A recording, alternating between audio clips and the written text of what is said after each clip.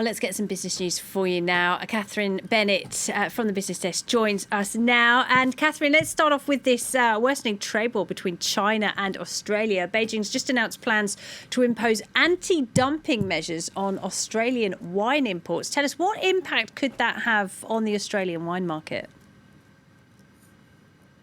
Well, China is saying that Australia is selling its wines for cheaper in China than it does in Australia. So that's what we call dumping.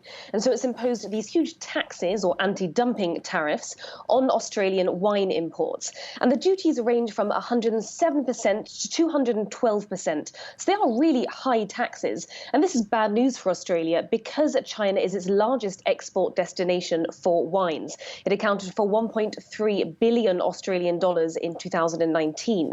Now, Australia has, of course, denied all of these allegations of dumping, but called the move grossly unfair, unwarranted and unjustified. Now, since it was announced earlier today, that has had an immediate effect on the market. For instance, Treasury Wine Estates, that's the world's largest listed winemaker, that's an Australian company, they were slapped with a 169.3%. That had an effect on their shares, which fell 13% until trading was halted because it was such a sharp fall. So this is, as you said, the latest attack this year. And it's actually quite easy to pinpoint where things began. It was back in April when Australia joined the US in calling for an investigation into the start of the coronavirus pandemic. And obviously Beijing didn't take that too well. But there are Australian winemakers who actually blame their government, and we can listen to one now.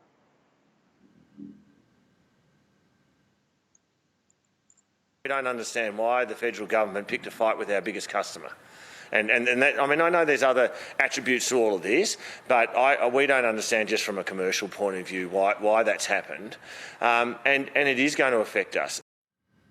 All right.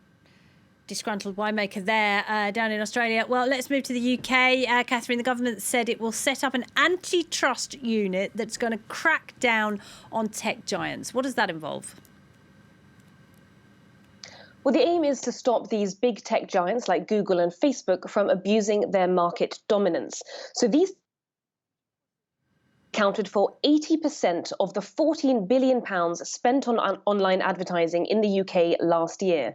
So they're dominating a bulk of the advertising on the internet in that country. And that, of course, gives them a business advantage. So what the government is trying to do with this new digital markets unit is to make sure that smaller businesses and also news outlets who lost a lot of revenue to Facebook and Google and other tech giants like them are not drowned out by these big Silicon Valley companies. So this new unit will be operational from April next year and aims to do certain things. So these platforms funded by online advertising should be more transparent on how they use consumer data. They should offer consumers a choice on whether they receive personalized advertising, and they are not allowed to restrict people from using other rival platforms. So this new watchdog that is going to be set up can reverse or even block decisions made by Facebook or Google, and even fine them, of course, if they don't follow the new rules. There we can see the new digital rules. Well, talking about tech giants, let's move on to Amazon. I mean, this is a company that has made vast profits during the coronavirus lockdowns around the world.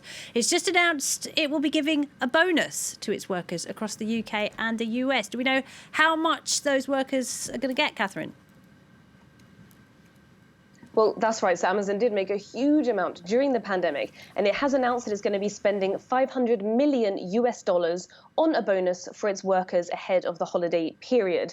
Now, so that means that full-time warehouse workers in both the US and the UK will receive a one-time bonus of $300 or £300, and part-time workers will receive half that, a bonus of $150 or £150 if they're working between the 1st and the 31st of December. The company said that it wanted to show its appreciation for its frontline employees. And as you said, Amazon has done extremely well this year because of this surge in online shopping. In the 3 months to September, the company's profits soared to $6.3 billion. Now, that's 3 times what they earned in the same period the year before. And the company actually has created more jobs to cope with this new demand. But at the same time, they've been criticized for not doing enough to protect those workers in those warehouses around the world. Labour activists say that they want better sick leave for these employees, and they want them to have extra pay as well because they're working in what they consider to be hazardous conditions because of the coronavirus pandemic. Now, so the overall cost of this gesture is $500 million. And I think it's important to put that into a bit of context, into perspective, considering the wealth of the company and its founder and CEO, Jeff Bezos. Now, Jeff Bezos is astronomically, incredibly wealthy. He is the richest man ever to have existed. He makes around $300 million every single day.